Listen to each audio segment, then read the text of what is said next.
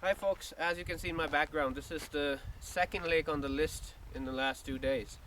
And if you can see here, Ali is our video maker again today.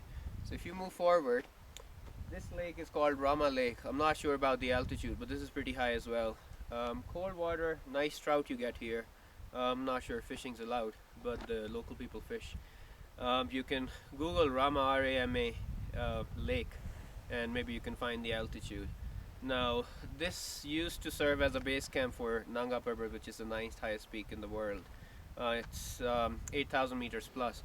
If you see in the background, if we lift the camera a little bit, right up there, you see the mountains. Now, it's all covered in snow, and that's a shame because just behind these mountains, you see a daddy mountain with 4 peaks, and that's probably couple of thousand meters higher than the top of these mountains. So you basically see a big brother there, but it's missing today. Last night it was pretty clear, but we couldn't take it in the camera. I mean, we just couldn't capture it, but it was reflecting a lot of moonlight and it was beautiful. You could see all 4 peaks pretty clear. So here we are right at the top of Rama. We intended to go right there where the lake is frozen, but the problem is that there's some landsliding there, which blocked the way, and for that matter we've got these 3 stones here just to sort of warn you that that's it. You can't go any further. We had our breakfast here. This is about 9:30 in the morning. We had our breakfast. That's our stuff there. We had some tea and all the rest of it. Now if you turn around, that's the car we're driving. That's our vehicle. Now the next challenge we have is, really, if you look in the background, we can't turn it around. That's the biggest problem.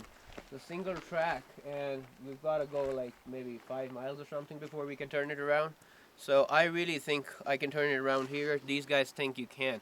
So if I manage to turn it around, we'll make another video. I'll show you that we did manage to do so. But that's it really. It's starting to not really snow, but you can, I don't know what you call it, something like sleet, but it's not raining. So just little flurries really. So it's a shame I don't have an altimeter. I would quite like to know the altitude here. The temperature's below freezing, definitely. So it's reasonably cold. It's the 27th of, oh sorry, it's the 18th of October today. 18th of October 2011. You know, when you're thin on oxygen, your mind stops working, so that's happening to me too. We've been driving quite a lot yesterday, woke up early in the morning, so I really can't think much. I'm detoxing, so sorry, can't think.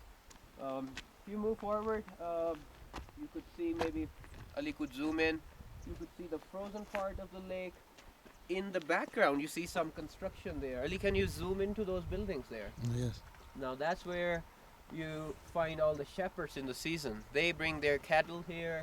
They have their sheep, yaks, maybe they have cows as well, I don't know.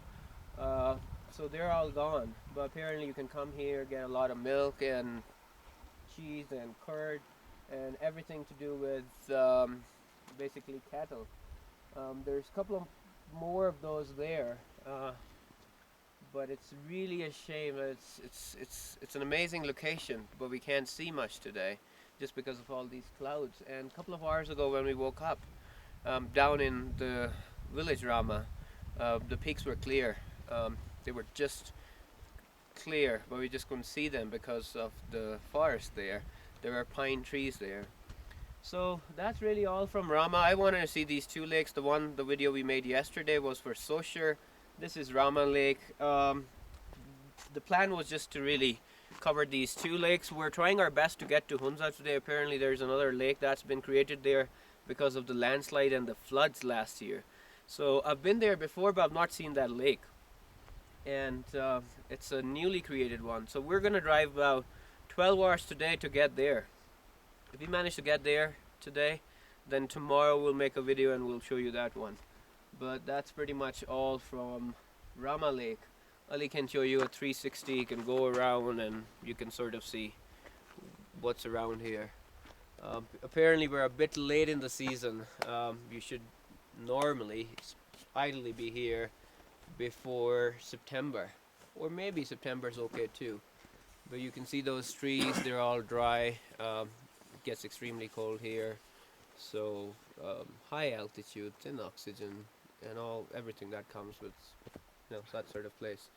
Um, for the people in the west, not the ones who make it to K2, but otherwise general tourists, I must say this is one of the remote locations in the world.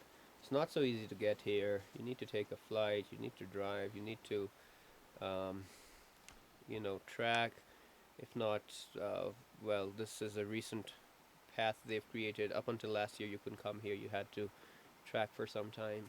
So eventually, you get here, and Nanga Parbet's one of the high peaks in Himalayas, and it's an isolated one.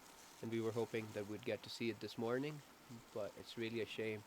But since we're gonna go around it through, I think, eventually Jaglot, that's where we're gonna be. If you wanna Google that, that should be Jaglot or a similar combination. Jaglot, yeah, Jaglot. So this, I am assuming, is the south face of Nanga Parbat. But because you can't see, it's the south face of the clouds. On the other side, you have Fairy Meadows. So it's just spelled Fairy Meadows. That's the north face of Nanga Parbat. I don't think we can even see the mountain from that side today. It's just too cloudy, far too cloudy. But anyways, thanks for watching, and we'll make another video tomorrow if we reach the third lake. If not, that's the end of it. 2 lakes in this season, and I'm glad we managed to make it here. So, goodbye.